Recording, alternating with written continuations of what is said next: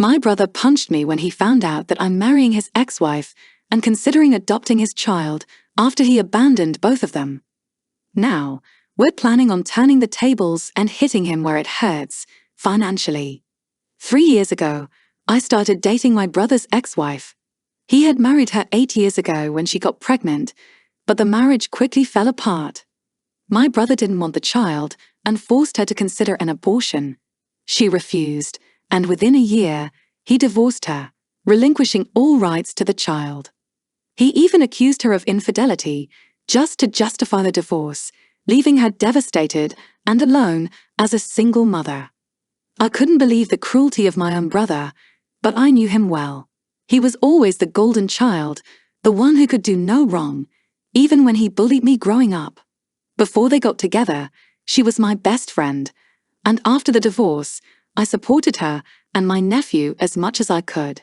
Seeing her struggle, I stepped in to help. As time passed, our bond grew stronger. 3 years ago, we realized that our friendship had deepened into something more. Despite knowing the potential fallout, we decided to pursue a relationship. We moved in together, but kept it a secret from our families to avoid any unnecessary drama. That all changed a week ago when my brother unexpectedly showed up at his ex's place. He was shocked to see me there and demanded to know what I was doing. With no choice left, we told him the truth. His reaction was instant. He hit me, furious at what he saw as a betrayal. He claimed he was there to reconnect with his ex and become part of his child's life, but when he found out about us, he unleashed a tirade of insults before storming out. Now, my entire family, our parents, grandparents, are siding with him. They're ashamed of me, calling me names, and insisting I break up with her so that my brother can reclaim his family. They've even threatened to cut me off and refuse to attend our wedding. But my girlfriend is steadfast. She told me not to listen to them, that we will get married even if it's just the two of us. She also suggested we report my brother for the assault. But she had another idea too, a plan to make him pay. Instead of adopting his child immediately, we could let him continue paying child support and any other necessary funds. After all, he owes us that much for the way he's treated us. Yesterday, we called a family meeting to clear the air. My girlfriend spoke for us, making it clear that no matter what happens, she would never go back to him. She told them that our relationship was none of their business and that my brother had no say in her life anymore. My family tried to convince her to give my brother another chance to be a dad and a husband, but she shut them down. She's moved on, and she's found happiness with me. My brother, realizing I was listening in, started hurling threats and insults, but my girlfriend cut him off. She told him to never contact us again. We've made our decision. We're filing a complaint against him, and we're moving away, possibly closer to her parents. As for the money, we've decided to let it go. We'll get married, and I'll adopt the child. We don't care about vengeance or making him pay anymore. All we want is to live our life in peace, free from drama. My family can think whatever they want. They've made their choice, and I've made mine.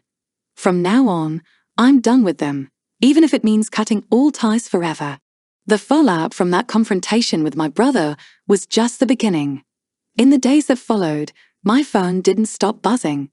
My family members took turns calling and texting, each with their own version of the same message. I was destroying the family, betraying my own blood, and I needed to stop this madness before it was too late. My mother's voice, usually warm and comforting, was icy cold when she called. She told me she couldn't understand how I could do something so disgraceful, that she had never been more disappointed in me. I listened in silence, feeling the weight of her words like a boulder on my chest, but I knew I couldn't back down. Not now. When I hung up, I turned to my girlfriend. She was sitting on the couch, our son in her lap, his little hands playing with her hair. The sight of them together, so peaceful, reminded me of why I was doing this. I walked over, kissed her on the forehead, and told her everything my mother had said. She looked up at me, her eyes filled with a mix of sadness and resolve. "We knew this wasn't going to be easy," she said softly. "But we're doing the right thing. We're building a life together, a real family. Don't let them make you doubt that." Her words were exactly what I needed to hear. They gave me the strength to keep going, to push through the pain of losing my family's support. But it wasn't just their rejection that hurt. It was the realization that, to them, I was nothing more than a pawn in my brother's life. They didn't see me as an individual with my own desires and dreams. I was just the other son, the one who was supposed to stay in the background and not cause any trouble. The day we filed the complaint against my brother was a turning point. As we walked into the courthouse, hand in hand, I could feel the tension between us. It wasn't that we were nervous about the legal process. We had enough evidence of his threats and the assault to make a strong case. It was more about what this step represented. We were drawing a line in the sand, one that would likely sever any remaining ties with my family. When we emerged from the courthouse, a sense of finality washed over me. This was it. We were officially on our own now, standing against the people who had been a part of my life since birth. I felt a pang of grief, but it was quickly overshadowed by a sense of liberation. For the first time, I was making decisions that were solely for my own happiness and the well-being of the family we were creating. We moved the following week. It was a small, quiet town near her parents, far enough away from the chaos of our old lives, but close enough to visit whenever we wanted. Her parents welcomed us with open arms, eager to help us settle in. They were overjoyed when we told them about our plans to marry and for me to officially adopt their grandson.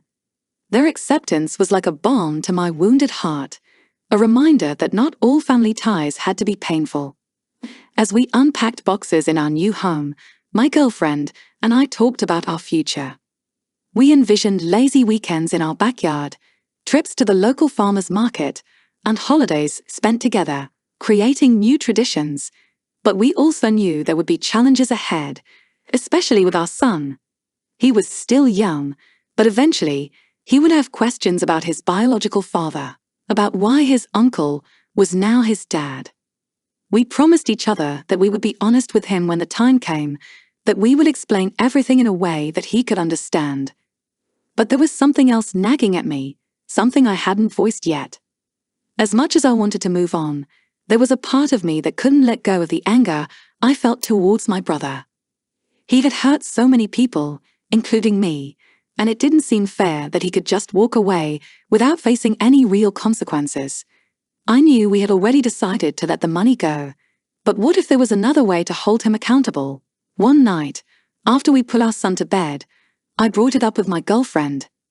She listened intently as I expressed my lingering frustrations and doubts. When I finished, she was quiet for a moment, thinking. "We don't need to go after him for money," she finally said. "But that doesn't mean he should get away with everything he's done. Maybe there's another way to make him see that his actions have consequences." Her words sparked an idea. What if we could find a way to publicly expose him for the person he truly was? Not out of spite, but to make sure he couldn't hurt anyone else the way he hurt us. We didn't need revenge. We needed justice. And maybe, just maybe, it would help me find the closure I was searching for. We spent the next few weeks gathering everything we could. Old messages, records of the divorce, testimonies from people who had witnessed his behavior. It was painstaking work, but it felt empowering to finally take control of the narrative. When we were ready, we carefully crafted a statement detailing the truth about my brother's actions and the pain he had caused. We decided to release it through a trusted friend in the media, someone who could ensure it reached the right audience without sensationalizing it. The day the story broke, we were both on edge. We knew it would cause a stir, but we weren't prepared for the magnitude of the response. Our phones were flooded with messages, some supportive, others outraged. My family, predictably, was furious. They accused me of betraying them on an even deeper level, of airing dirty laundry that should have stayed private. But there were also messages from people who had known my brother, who thanked us for speaking out, who shared their own stories of how he had hurt them or others they knew. The most surprising response, however, came from my brother himself. He called me, something I didn't expect after everything that had happened. His voice was cold, but there was an undercurrent of something else. Fear, maybe, or regret. He didn't apologize, of course. That would have been too much to ask. Instead, he tried to threaten me, saying I had no idea what I'd unleashed, that I would regret this. But as I listened to him, I realized something profound. His power over me was gone. The fear I used to feel when he raised his voice, the way I used to shrink under his bullying, it was all gone. I wasn't the scared little brother anymore. I was a man who had built a life, a family, and found love despite everything he had done. And there was nothing he could do to take that away from me. I ended the call without responding to his threats, feeling a strange sense of peace wash over me. I looked over at my girlfriend, who had been watching me closely. She didn't need to ask what had happened. She could see it in my face. "We did the right thing," I said, more to myself than to her. She nodded, a small smile playing on her lips. Yes, we did. From that moment on, I knew we could truly move forward. We had faced our demons, stood up to those who tried to break us, and came out stronger on the other side. Our future was ours to shape, free from the shadows of the past. And as we sat together that night, planning the next steps in our new life, I finally felt a sense of contentment that had eluded me for so long. We were ready to embrace the happiness we had fought so hard to find. And as for my brother, whatever came next for him was no longer my concern. I had my family now, a family built on love, trust, and the courage to stand together, no matter what came our way. As we settled into our new life, the peace we had longed for started to take root. Our days became filled with simple joys, morning walks in the neighborhood, laughter echoing through our home, and quiet evenings spent planning our future. But beneath the surface, I could sense that the fallout from our decision to expose my brother was still rippling through our lives. One afternoon, as I was unpacking the last of the boxes, a letter arrived in the mail. It was from my parents, and just seeing their handwriting on the envelope sent a shiver down my spine. I hesitated before opening it, unsure if I was ready to face whatever they had to say. My girlfriend noticed my tension and walked over, resting a hand on my shoulder. "Do you want to read it together?" she asked gently. I nodded, and we sat down on the couch, the letter trembling slightly in my hands as I opened it. The words inside were just as harsh as I feared. My parents accused me of destroying the family, of betraying the values they had tried to instill in me. They said they couldn't understand how I could have chosen this path, and that until I made things right, by which they meant leaving my girlfriend and letting my brother back into his child's life, I was no longer welcome in their home. The final paragraph cut the deepest. My father wrote that he didn't recognize the person I had become, that he was ashamed to call me his son. My mother's postscript was equally hurtful, stating that I had brought disgrace upon the family and that they were cutting off all contact with me until I came to my senses. I felt a lump form in my throat as I finished reading. I had expected this kind of reaction, but the reality of seeing it in black and white, in their own handwriting, was almost too much to bear. My girlfriend reached over and took my hand, squeezing it tightly.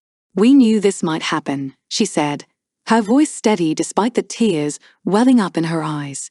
"But that doesn't make it any easier." I nodded, unable to speak for a moment.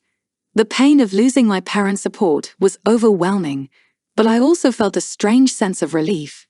There was no more pretending, no more trying to mend something that had been broken for years. The ties had been cut, and as much as it hurt, it also meant we could truly start fresh, free from the expectations and judgments that had weighed us down for so long. "We have to keep moving forward," I finally said, my voice hoarse. "We can't let this stop us." She nodded in agreement, and we both knew that our resolve would be tested in the days to come. The next few weeks were a whirlwind of emotions. The letter from my parents had opened old wounds, and I found myself struggling with feelings of guilt and doubt. Had I really done the right thing? Was I being selfish by choosing my own happiness over my family's wishes? But every time those thoughts crept in, I reminded myself of the life we were building, a life full of love, respect, and honesty. A life that I had never had with my family, but one that I was determined to create with my new family. One evening, after putting our son to bed, my girlfriend and I sat on the porch, the cool night air filled with the sounds of crickets and distant laughter from the neighbors. She turned to me, her eyes searching mine. "Do you regret any of it?" she asked softly. I thought about her question, about everything that had happened, my brother's betrayal, the loss of my family's support, the life we had fought so hard to build. "No," I said after a long pause. "I don't regret any of it. It's been hard, but we're finally free to live the way we want. That's worth everything we've been through." She smiled, a mixture of relief and happiness washing over her features. "I feel the same way. I wouldn't trade this for anything." We sat in silence for a while, just enjoying the moment, knowing that we had made it through the storm and come out stronger on the other side. But even as we reveled in our newfound peace, we knew that our journey wasn't over. There would still be challenges ahead, especially with my brother and the fallout from the public exposure we had orchestrated. A few days later, we received an unexpected visitor.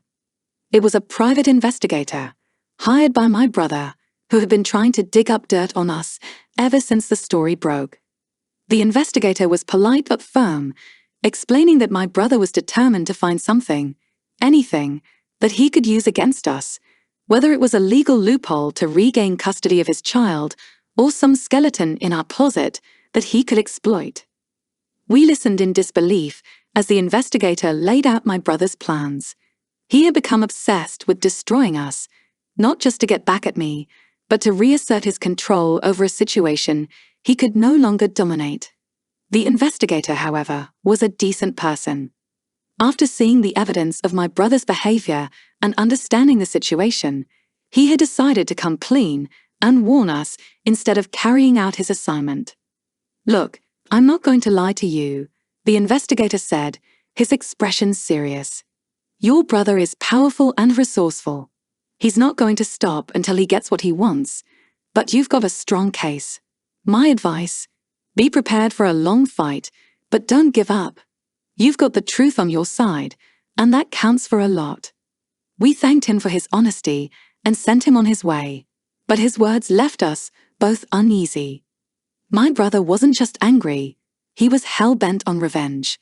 And while we were determined to stand our ground, the thought of what he might do next was unsettling.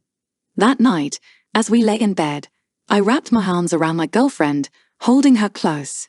I could feel the tension in her body, the weight of everything that had happened pressing down on her just as it was on me. "We'll get through this," I whispered into her hair. "No matter what he throws at us, we'll face it together." She nodded, but I could tell she was just as worried as I was. We were in uncharted territory, navigating a sea of uncertainty with no clear end in sight. But even in the face of that uncertainty, one thing remained clear: our love for each other, and our commitment to building a life that was worth fighting for. As the days turned into weeks, we braced ourselves for the next move from my brother. We strengthened our legal defenses, consulted with lawyers, and kept a close eye on anything that seemed out of the ordinary. It was exhausting, living in a state of constant vigilance, but we refused to be intimidated. We had come too far to let my brother's vendetta destroy everything we had built. And then, one morning, the phone rang. It was our lawyer, with news that caught us completely off guard. My brother had been arrested for embezzlement. He had been siphoning money from his company for years, and when the authorities finally caught on, they had raided his accounts and uncovered a trail of fraud that was impossible to deny. The relief we felt was immediate and overwhelming. My brother's legal troubles meant that he would be too preoccupied and too powerless to continue his campaign against us. It was as if a giant weight had been lifted off our shoulders, and for the first time in months, we could breathe easy. But even as we celebrated this unexpected turn of events, I couldn't shake the feeling that this was just another chapter in a story that was far from over. My brother was out of the picture for now, But our journey wasn't finished. There were still bridges to rebuild, wounds to heal, and a future to secure. We had survived the storm, but the road ahead was still long and uncertain. Yet, as I looked at my girlfriend and our son, I knew that as long as we had each other, we could face whatever came next. We had chosen love over fear, and that choice had brought us to a place of hope and possibility. A place where we could finally start to build the life we had always dreamed of, free from the shadows of the past.